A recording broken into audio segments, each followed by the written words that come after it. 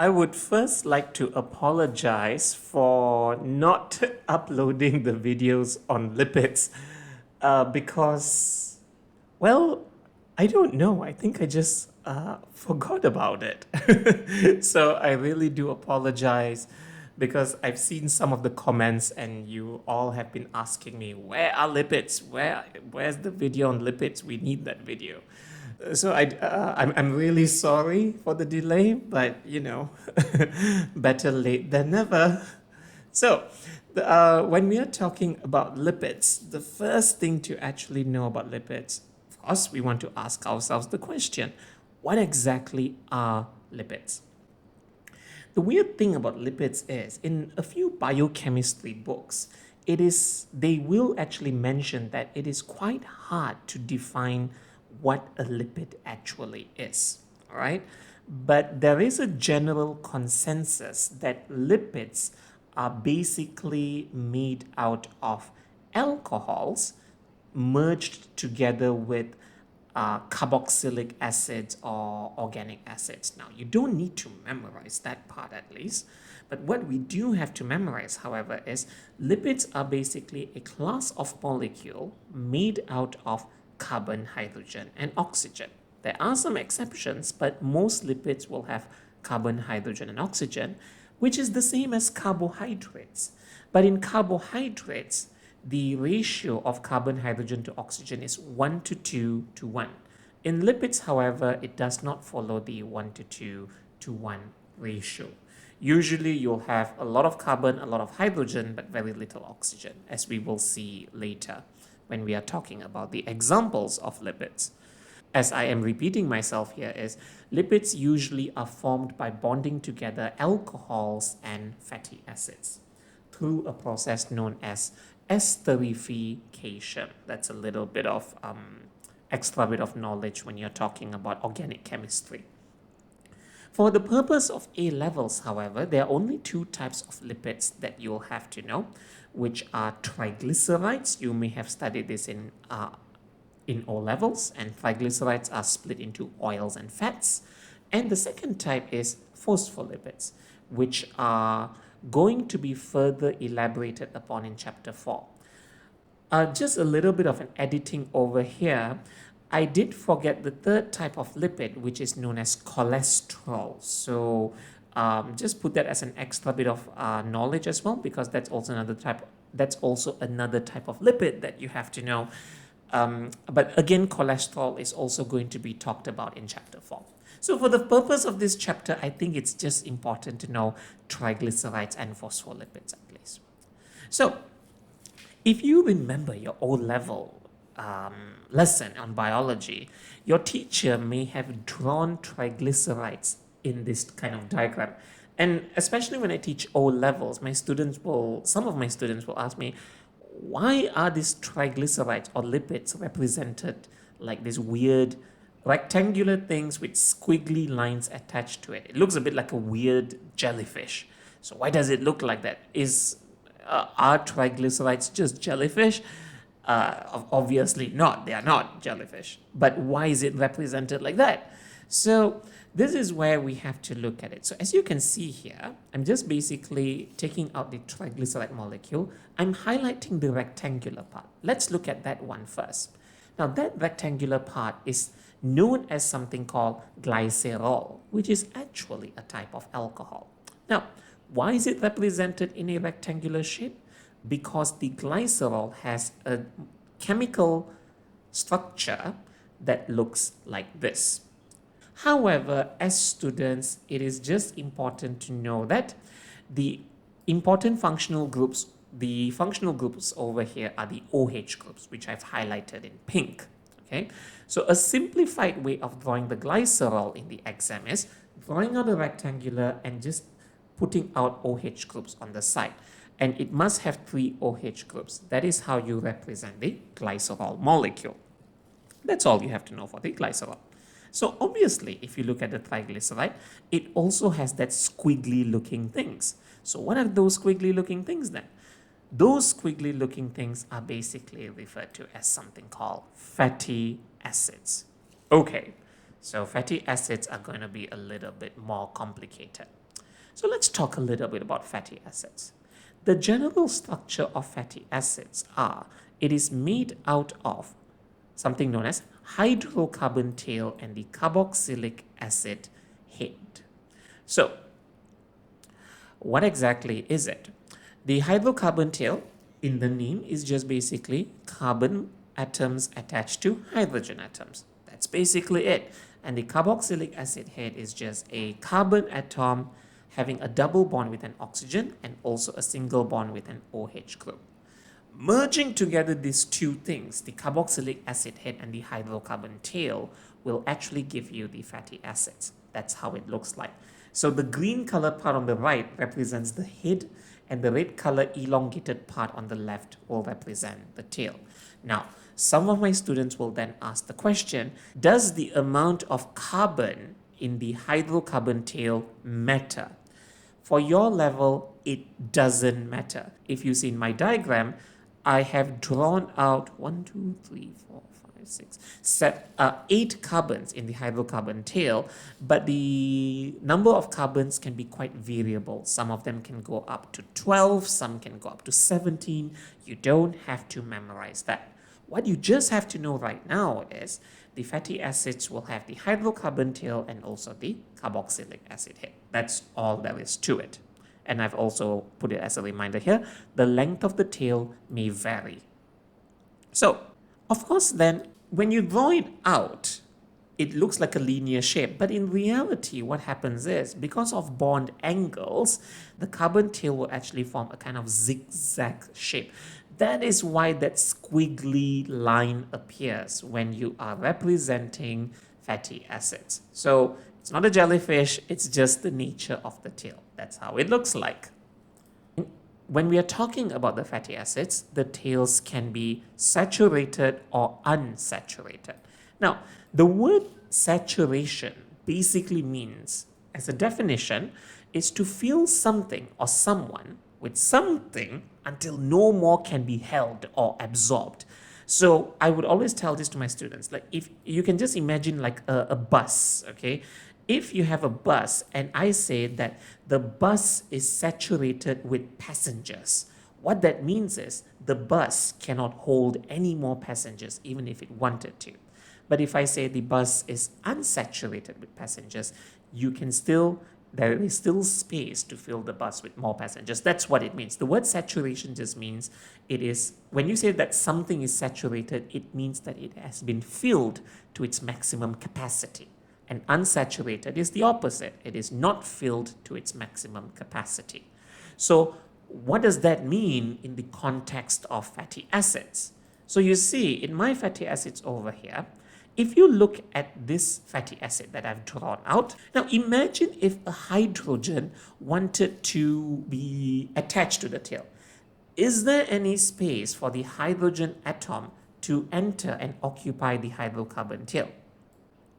No, there is no more space for the hydrogen to be attached to the tail.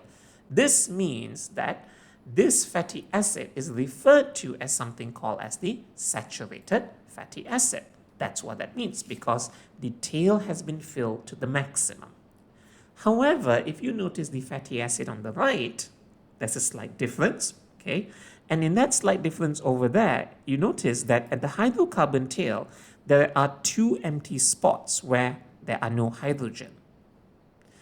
Because of this, the 2 carbon atoms will then have to form double bonds in an attempt to be more stable due to the absence of hydrogen. So, in this case over here, let's ask ourselves the question, can a hydrogen attach to the tail if it wanted to? Or is there any space for the hydrogen to attach to the tail? The answer is yes, there are 2 empty spots over there.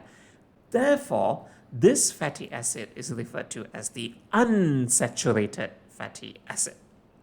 So what is the definition of saturated fatty acid and unsaturated fatty acids? Saturated fatty acids just basically means there are no presence of carbon-carbon double bonds in the tail. And for unsaturated fatty acid, the definition basically means there are presence of carbon-carbon double bond in the tail. Of course, then you might want to ask the question, so what? what is the big deal about these carbon-carbon double bonds? Like, so what if it's a saturated fatty acid? So what if it's an unsaturated fatty acid? Does it matter? Now, you know that sometimes something as small or as insignificant as this may actually have large consequences in the nature of the molecule. So what do I mean by that? You see, the carbon-carbon double bond is a big deal because it causes the tail to bend.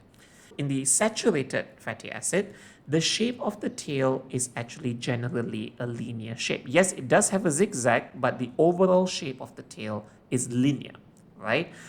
But when it's unsaturated, the carbon double bond will actually cause the tail to kink or bend. And when it bends, the general shape is quite different then. So again, when you have a lot of saturated fatty acids, the COOH is the head and the line just represents the tail. And remember, the tail is a linear shape. When you put saturated fatty acids together, because the shape of the tail is linear, they can be packed very closely together. And when they are packed very closely together, this causes the fats to be more solid in its room temperature. For example, butter. But in unsaturated fatty acid, as you can see, the tails are bent, which I've represented in those lines, and because of that, they are packed more loosely. Therefore, they will not tend to be solid. They will tend to be more liquid in room temperature, as you will see in your olive oils, canola oil, sunflower oils, you know, those oils which are containing a lot of fatty acids.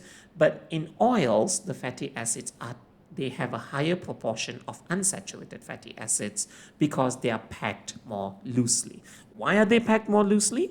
Because the tails are bent. Why are the tails bent? Because they have the carbon-carbon double bonds. That's basically it. So, the simplification of fatty acids, which we'll draw out, I'm just going to draw it out like this. So, sometimes in the exam, they will just draw out the zigzag shape, okay? And they will also put an extra line for the unsaturated fatty acid. That extra line which I've highlighted in yellow, it will represent the fact that there is a carbon-carbon double bond. Now, so let's do a bit of question. So I'm just drawing out two fatty acids over here. So both of these fatty acids, what are the differences? Well, the fatty acid at the top is longer, or it has a longer hydrocarbon tail. The fatty acid at the bottom has a shorter hydrocarbon tail. But both fatty acids are saturated fatty acids. If I were to draw another one, okay, what about this one over here? This one over here is an unsaturated fatty acid because there are two carbon-carbon double bonds in the tail, which I've highlighted to make it simple for you. Right. With that being said, let's go back to lipids. So for lipids, under lipids, remember I told you just now, there are two types of lipids you have to know, which are triglycerides and phospholipids. In triglycerides, you may have studied this in O levels. Triglycerides are made out of one molecule of glycerol attached together with three fatty acids, and they undergo a process known as condensation to form the triglyceride, that jellyfish-looking structure. And of course, if you wanted to break down the triglyceride, it carries out a process known as hydrolysis, okay, where you have to add water to the equation. So, in this case here, let's look at how it actually works. So, we have the glycerol, which I'm drawing out, and I'm also putting the OH groups. And I'm also going to draw out the fatty acids. Now, some students will then ask me the question. If you notice, I flipped the fatty acid around because that's how it's going to react. Now, students will then ask me the question, must all the fatty acids be exactly the same length? The answer is no. The length of the fatty acid can be variable. That means the fatty acid at the top can be quite long, the fatty acid in the middle can be a bit shorter, the fatty acid at the bottom can be quite short as well. Okay, so the length does not matter in this case, and the fatty acids can also have a mixture. Not all three fatty acids have to be saturated, nor do they all have to be unsaturated at the same time. They can be mixed. right? But in my diagram here, all the fatty acids look the same just for the purpose of it being consistent. That's it. So don't worry about that. So you see, for the glycerol and fatty acids to be attached to each other, condensation needs to happen. Condensation means the removal of water molecule. Each fatty acid has to lose an OH group, and on the triglyceride side, each OH group will also have to lose a hydrogen. Okay, they are not just going to lose one molecule of water; they are going to lose 3 molecules of water in total. So when I've put it over on the other side, I'm erasing out the H2O from each line, from each level. And after the water has been released, we will then attach the glycerol and fatty acids together. And therefore, they will then form something known as the triglyceride molecule. Notice the purple color highlights that I'm putting over there. That purple color highlight is where glycerol is attached to fatty acid and they form a covalent bond. And the name of this covalent bond is called the ester bond. The name of this bond is required to be known for A levels. Okay? If you remember, for carbohydrates, the name of the bond was called glycosidic bonds. But and in amino acids, when you attach one amino acid to another, it was called peptide bonds. But when you are attaching glycerol and fatty acids together to form a lipid, it is known as ester bond. Okay, so the names of these 3 bonds are important to be known. And obviously, if you want to break down the triglycerides back to glycerol and fatty acids, then you will need 3 water molecules to break the 3 ester bonds. Now, triglycerides can either be fats or oils. What determines whether the triglyceride is going to be fats or oils depends on the fatty acid. If the fatty acids are mostly saturated, then the triglycerides will tend to be solid, so we will refer to them as fats. But if the fatty acids were more on the unsaturated side, they will be more liquid in their nature, and therefore we will refer to them as oils. And obviously, triglycerides, you know that they are not soluble in water because they cannot interact with water. Why can't they interact with water?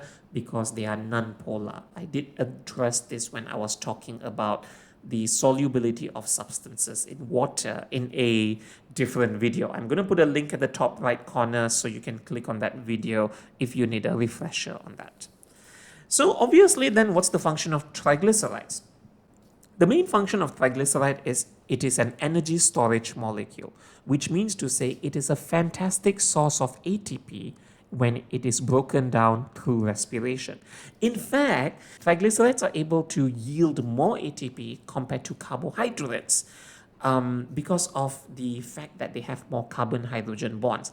I will elaborate on this more in chapter 12 of A2 biology. Okay, but for now, you just have to know that they are just energy storage molecules. They also act as heat insulators in our body because they trap heat to maintain our body temperature. Number 3, in some mammals, they also provide buoyancy so that whales can float when they need to go and breathe air on the surface of the water. Just a bit of extra information. Otters, especially sea otters, the moms will usually wipe oil on the fur of their cubs so that it provides an insulating layer so that the fur of the cubs will remain dry because they're floating on the water. They don't want their fur to be too wet. Okay, so otters also rely on triglycerides to survive as well. And for desert animals, lipids are also a source of water. You don't have to go into the detail of this, but what that means is, imagine a desert rat. The desert rat or the desert rodent has difficulty finding water, okay, because, well, it's a desert. But what they can do is the food that they eat, especially the nuts, okay, or plants, are actually high in fats, so that when their body breaks down the fats through respiration, it also produces water. So therefore, they don't get water by drinking it, they get water by breaking down fats through respiration. So we call that a metabolic source of water. Now, the next one, another type of lipid that we should just know are phospholipids. I'm just going to draw out the phospholipids for you. I'm going to do a speed run on this because we will further elaborate phospholipids in chapter 4. All right. The thing that you have to know about phospholipids is they have a polar phosphate group attached to the glycerol, and the glycerol is only attached to 2 fatty acids instead of 3. Right? So here's the weird thing. I always ask my students this question: is a phospholipid molecule considered polar or non-polar? This is quite confusing because they have the fatty acid part, which is non-polar, but they have the phosphate group, which is polar or charged. The answer is it is actually an amphipathic molecule. In chemistry, amphipathic basically means it is both polar and non-polar at the same time. So the polar part is actually hydrophilic, which means to say it can interact with water, and the fatty acid parts are non-polar, which means to say they're hydrophobic, which means to say they can't interact with water. Their function of phospholipids, the main function of phospholipid is the formation of cell membranes. I'm not going to go into the detail of it in this chapter because, like I said, we will further talk about it in chapter 4. So we will look at it then.